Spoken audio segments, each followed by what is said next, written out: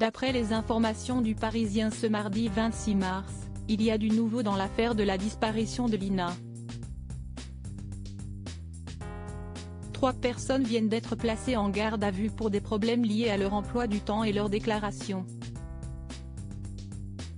Ce pourrait être une avancée majeure dans l'enquête qui dure depuis maintenant 6 mois pour tenter de comprendre ce qu'il s'est passé dans la disparition de la jeune Lina, le 23 septembre. Ce jour-là, l'adolescente de 15 ans se rend à la gare de Saint-Blaise-la-Roche dans le Bas-Rhin, afin de se rendre à Strasbourg en train, pour y retrouver son petit ami, Tao.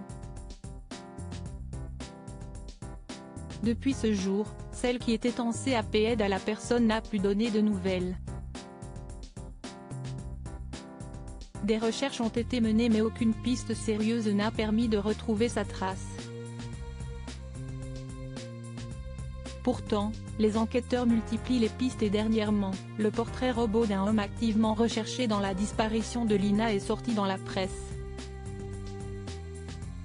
Alors que l'affaire semble patiner depuis plusieurs semaines maintenant, il se pourrait qu'un tournant décisif soit en train de se jouer actuellement. D'après les informations du Parisien, 3 personnes ont été placées en garde à vue ce mardi matin par les gendarmes de la section de recherche de Strasbourg.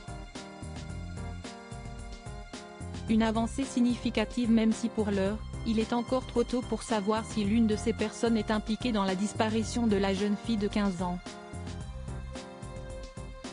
Un couple et un homme en garde à vue si l'on en croit les informations de nos confrères, il s'agit d'un couple et d'un homme qui habitent tous dans la région alsacienne.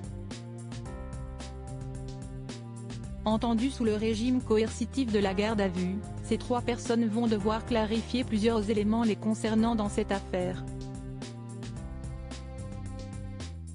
Il s'agirait notamment de potentielles incohérences dans leur emploi du temps.